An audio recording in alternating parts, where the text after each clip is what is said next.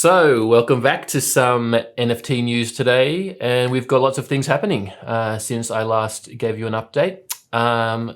Let's get straight into it. A couple of days back, we had Iger Labs, the creators of Bored Apes. They acquired CryptoPunks and Meebits, the whole collection of Lava Labs. And what they did is they had a undisclosed deal, but some of that deal was they got some CryptoPunks and Meebits in the deal, and they took over ownership and control of what to do with those assets. And they decided, the Bored Ape people decided to give commercial rights to the NFT holders, just like the Bored Apes do have Creative Commons rights to the IP and use it as they would like. So that was some big news. Lava Labs was probably their biggest competitor in terms of who was, the first, the biggest, the most influential release of a profile picture style NFT. So now they've just consolidated, and there is no question, Iger Labs is the sort of winner of the first mover advantage of the big collectible NFT profile picture in the space. And so off the back of that, they also announced something is brewing, and they didn't announce exactly what it is. And this got some people's back up because once you go into it and you try and sign up, you have to KYC, you have to do know your customer type of registration, give over your license, some ID information, email address, etc. And a lot of pseudonymous, anonymous crypto people don't like that. But it's obviously something they're working on which needs that information to be up to regulations to be able to do something. So, it's not announced yet, but you don't even need an ape to sign up for it. But I think if you do, then you'll be in a poised position for whatever they announce. And so they've got lots of things happening. And so just today, Apecoin was announced. So this is a thread on Apecoin introducing Apecoin, a token for culture, gaming, commerce, used to empower a decentralized community building at the forefront of Web3. So you can go through and read what they have in plan for that, the distribution, how it's going to get out there, but it's going to be huge. Like, it's going to be huge news initially.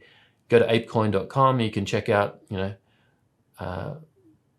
proposals and about discussions, but already there's been lots of announcements on how people will be using Apecoin. So here we've got an announcement by this game company that it will be a play to earn game that they'll be developing, and you'll use Apecoin in that. I know Bored Apes has merchandise coming out soon. Likely you'll need Apecoin to buy into exclusive sort of merch drops. And also Apecoin, if you go through their Twitter, not only have they got announcements of how to use it, but it will be available on all major platforms. Like Binance is going to accept Apecoin right off the bat. Voyager, there's like, I saw Coinbase was in the mix as well for releasing it. FTX we've got here, Gemini, like all the major places marketplaces where you could buy and sell cryptocurrencies look like straight off the bat they're going to enable Apecoin. So you can ape in and buy that coin on the first day of release, likely. So that's huge news. That's going to be huge. And off the back of that, I checked the Bored Ape Yacht Club price, and just a few hours ago it was at 95 ETH floor price, and now it's at 99. So I wouldn't be surprised if this pushes over 100. Yep, there we go. We're over 100 now. And so there'll be a bit of a push because all Bored Ape Yacht Club owners, Mutant Apes, and if you have an associated Kennel Club dog that goes with it, they all get some free claimable Apecoin. I believe it's a little bit over 10,000 ape per 10,000 Apecoin per ape that you own. So yeah, the price has risen off the back of that news, obviously, and yeah, it's huge news. I wouldn't be surprised. There is 1 billion coins in total. And so it made me think of another coin which has, a billion coins. There's quite a lot of coins. And only, I can't remember if it was 8 or 15%. I think it was 15% of that total volume goes to free claimable to people who own Ape. So that's not a huge amount of the supply. So a lot of venture capitalists, and public are going to buy into the other coins. Another coin that reminded me of was ADA, Cardano. When that first released, on launch, it's like it launches at 0, like a cent or whatever. And for like the first day or so, it was at 10 cents, but it didn't take more than like a week or so. And it wouldn't surprise me if Apecoin did something similar to this, where it, pumps from absolutely nothing to maybe up to $1. It wouldn't surprise me if it goes up to $2, just off hype alone. And that, for me, is totally overvalued, but it wouldn't surprise me. And then it will take its time as the hype dies down and as people have bought in at an overpriced range, that it just slowly drops back down over the coming couple of months or something to something more reasonable, like 20 cents, and then we can sort of reestablish a base of what the value of it is and how it's being used. But that is Apecoin, and it reminds me of this sort of euphoric sort of rise in the couple of weeks after its announcement, similar to Luxcoin or SOS, that these new marketplaces that have popped up for NFTs. So there could be some, not financial advice, ways to sort of buy into this hype range that will happen in the coming weeks. Even before this announcement, there was a big pullback in Bored Apes, and they went down to 70 ETH. That was only a week ago. So the people that bought in that dip at about 70 ETH, they're now sitting on 30-ish ETH profit. So that is what's happening with Bored Apes. Huge news, but something definitely to keep your eye on, even if you're not an ape owner. In other news, CoinDesk reports this Mark Zuckerberg says NFTs are coming soon to Instagram. So I believe he's at South by Southwest, and he just dropped this news or information that, yes, they are looking into it. It will be part of their roadmap in the future. Whether they natively show NFTs or whether you can buy them, it's still speculation, but they definitely said, we're working on bringing NFTs to Instagram in the near term. So that's happening. That's going to happen. Interesting. Another big move. We've had some rumors about Disney, but this one is a definite. Former Walt Disney CEO Bob Iger backs Metaverse startup, which is Genies. Now, Genies is like an avatar, a 3D avatar type of project to bring people into Web3 and to be have a version of yourself. Genies has been around for quite a while. Rob Iger is joining them on the board of directors to help them in their journey. And it was just a day after that news that I saw on Jamie Burke's Twitter, who is the CEO of Outlier Ventures. He put this rumor out there that Disney is about to make a big acquisition. And so whose guess is it what that will be? But it's likely to be, I don't think they need more profile pictures or characters or IP, but I think what they might need is a way to distribute those things. So an acquisition of something like Sandbox would make sense. or maybe a part of Decentraland or some place where they could port what they already have, their IP and their characters, into a existing metaverse rather than having to create their own. Like, I'm a big fan of, with my daughter, I used to collect those Disney Infinity characters, and they created their own world. So, it'd be interesting what they step into or create here.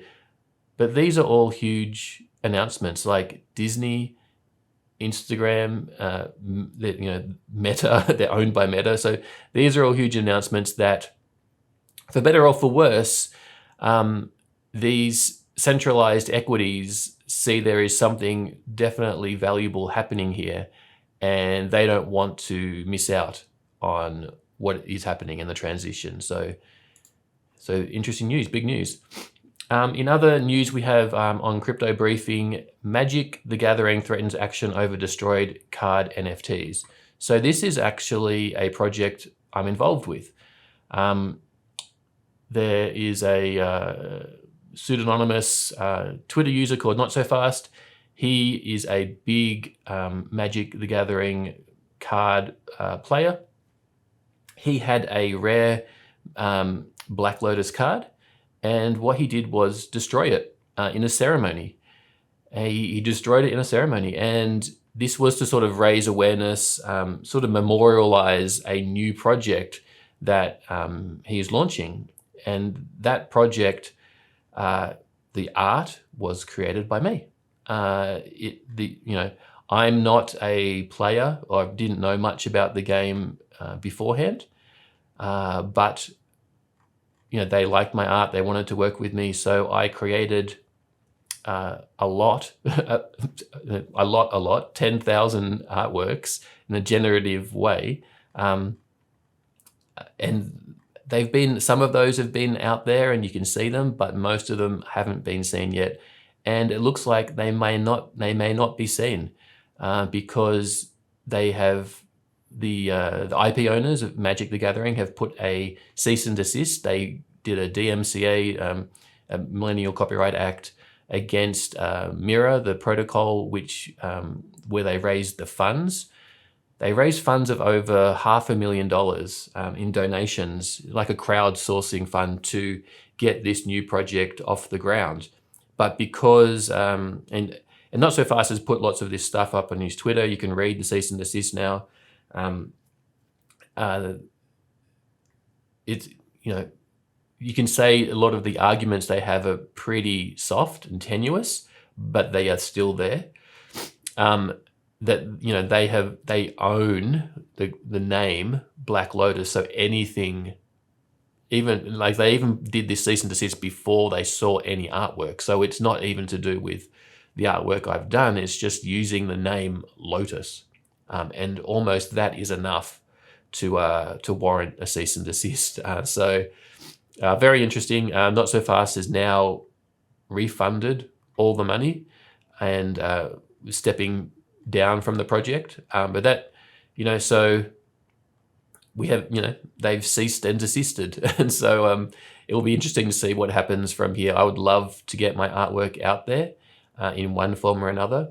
But this is an interesting story which has been doing some rounds about how he destroyed a scarce, valuable card, one of the most rarest cards in that collection, and that was going to bring awareness to this new project, which it did, but unfortunately, it's not going to happen in its current form anymore at all. So it made me think of another one that launched last week, which was Shlom's, an artist I know. He actually blew up a Lamborghini in order to make NFTs out of it. So he blew up a real life Lamborghini, saying $250,000 worth of value.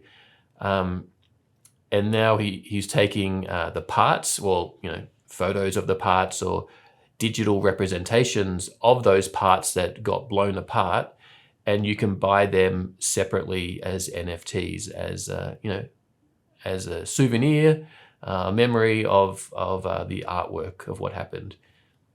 So, and I think Shalom's sort of pathway for legal, Lamborghini is quite known for going after people for using their IP. So no doubt they will have something to say. But I think as Shlom's as a totally anonymous artist entity, I think his response is going to be likely in the middle finger and just say, do what you think you can do. But I don't think there is much they can do if they stay anonymous, and it'll be interesting one to watch what happens with that one too. And lastly but not least, this tweet reminded me Ethereum merge to proof of stake was successful on testnet. So don't forget, it's been coming for a long time.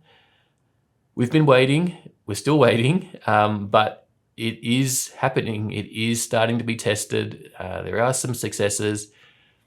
There is no definite timeline. I've heard Vitalik say, they've got a lot more testing to do, but from the internal devs' guesses, they're saying June to August. So maybe, June, July, August, maybe come July, August this year, we might see the shift to proof of stake. And I don't think that has been priced in yet to the chart. So this could mean we are at a sort of bottoming period of the market where no one really cares. I've noticed gas prices have been ridiculously low. I saw them in single digits the other day. So just keep this in mind. Keep it in mind that proof of stake is still coming, and this will change the ecosystem from inflationary to deflationary. It will change a lot of things. So that could mean a lot for the price of Ethereum and its usage. That's it for today. Until next time, I'll catch you later. Bye.